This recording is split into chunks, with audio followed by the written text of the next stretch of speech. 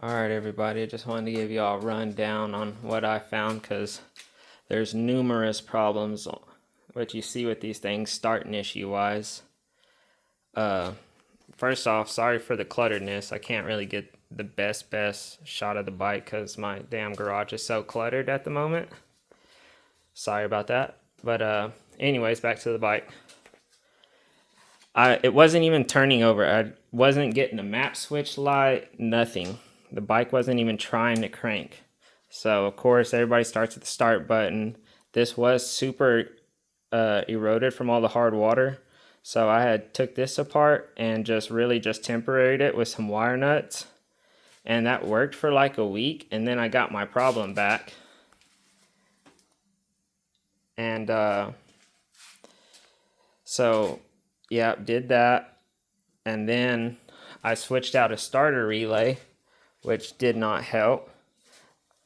Ohmed out the start button. It was good. Went through my grounds. They were good. I was wondering about this because it's got a little oxidation buildup on it, but it turned out to be good. I see a lot of things with the subframe bolts. If they're missing, you'll lose ground. If these eyelets are dirty, you'll lose ground. Just a bunch of little things. So I started going through just disconnecting things, maybe thinking I was getting a short. I've heard of the map switches shorting out, so I unplugged it, unplugged the little code flasher, just to just kind of trying to unplug everything the bike didn't need to run, just to eliminate shorts. And I talked to a few people,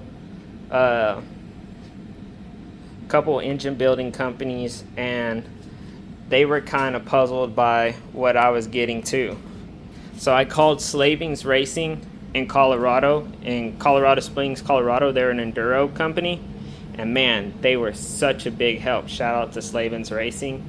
They're and I wasn't even talking to a mechanic. This is just the people that work the office, and man, they were so helpful.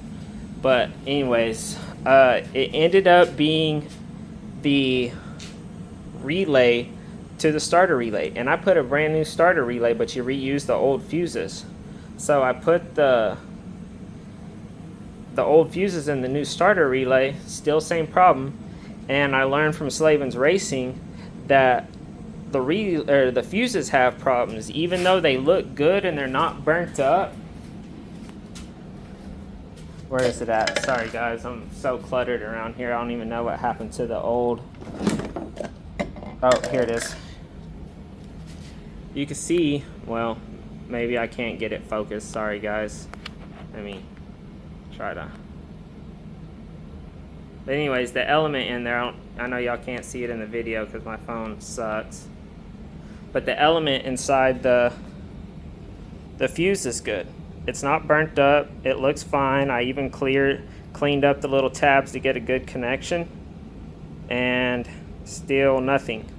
So I heard from Slavens Racing, he's like, dude, sometimes they just mess up. Try if you get any continuity through it with the voltmeter. No continuity at all.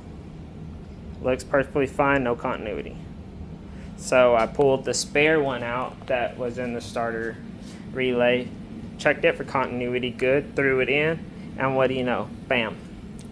So yeah, $400 later,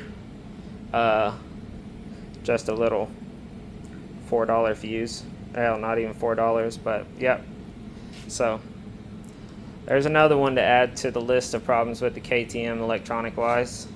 But I'm glad I got it back going, and I'm ready to go rip, guys. So yep, I hope this helps anybody out there having the same issue as me. And y'all have a good day, man, and rip it up.